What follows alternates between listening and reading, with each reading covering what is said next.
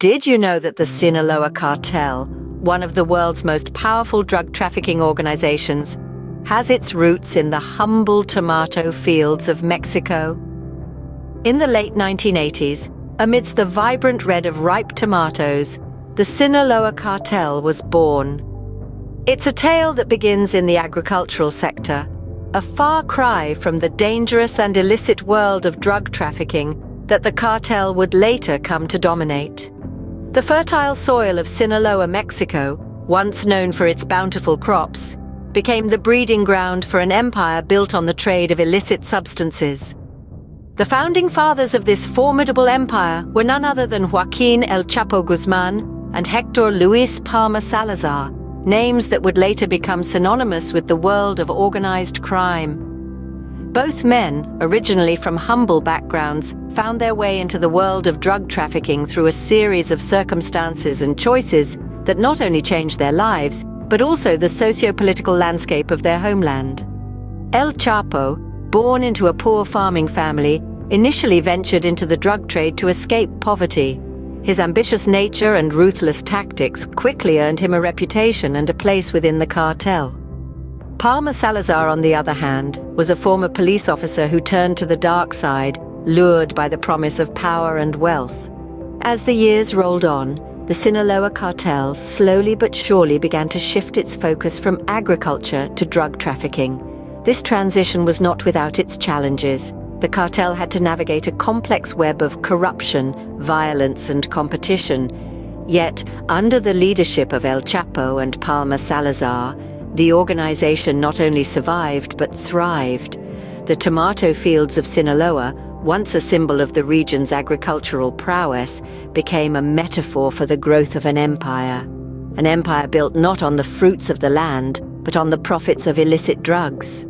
Thus, in the shadows of the flourishing tomato fields, the seeds of the Sinaloa Cartel were sown. From an agricultural hub to the world's drug trafficking epicenter, the journey of the Sinaloa Cartel is a tale of power, ambition, and ruthless strategy. In the late 90s, the global narcotics landscape was undergoing a seismic shift. The Colombian Cali and Medellin cartels, once the undisputed kings of the cocaine trade, were in decline.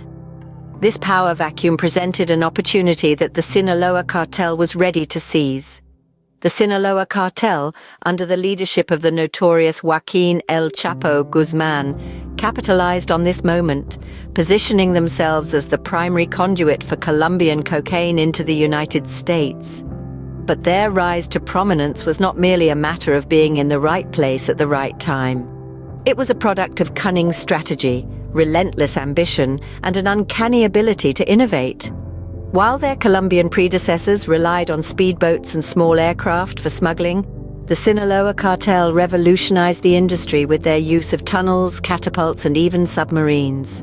Their smuggling techniques were as diverse as they were inventive, demonstrating a level of sophistication and audacity that was previously unseen in the world of drug trafficking. But their rise was not without violence. The Sinaloa Cartel was known for its brutal enforcement of territorial control, unafraid to spill blood in their quest for dominance. Their ruthlessness was matched only by their strategic alliances. They cultivated relationships with local law enforcement and politicians, ensuring a certain level of protection and complicity in their illicit activities.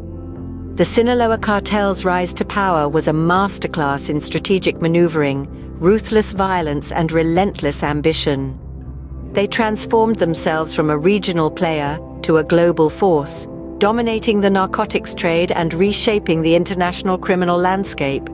In the ruthless world of drug trafficking, the Sinaloa Cartel had firmly established itself as an indomitable force. The Sinaloa Cartel's influence isn't confined to drug trafficking alone. It has its tentacles spread far and wide, reaching even the corridors of power. Let's take a deeper dive into the allegations of corruption and collusion involving the cartel. The Sinaloa Cartel didn't just become a global drug trafficking behemoth overnight.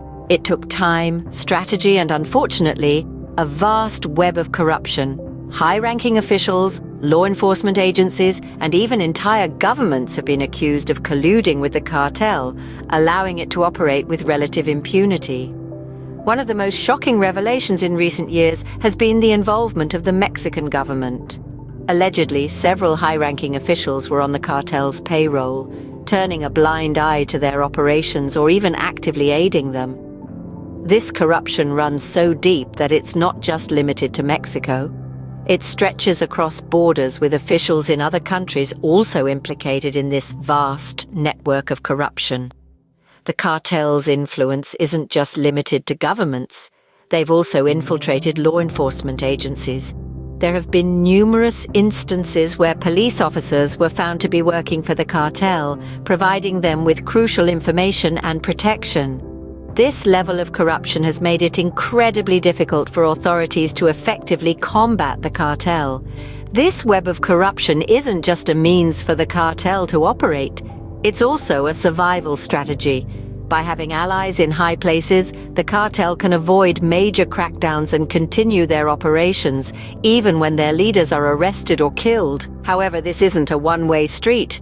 The cartel's vast wealth has been used to influence politics, control law enforcement, and even shape public opinion. This isn't just about drug trafficking. It's about power and influence, and the cartel has it in spades. In the murky underworld of the Sinaloa Cartel, corruption and drug trafficking go hand in hand. This is a chilling testament to the power of the cartel and a stark reminder of the challenges that lie ahead in the fight against this global menace. The capture of El Chapo, once considered the world's most powerful drug trafficker, marked a significant turning point in the history of the Sinaloa Cartel. His arrest in early 2016, following a daring and dramatic escape from a maximum security prison, sent shockwaves throughout the international crime community. The man who had seemed untouchable was now in the hands of the law, his reign apparently at an end. The implications of El Chapo's arrest were far-reaching. His extradition to the United States in January of 2017 marked the beginning of a high-profile trial that would expose the inner workings of the cartel to the world.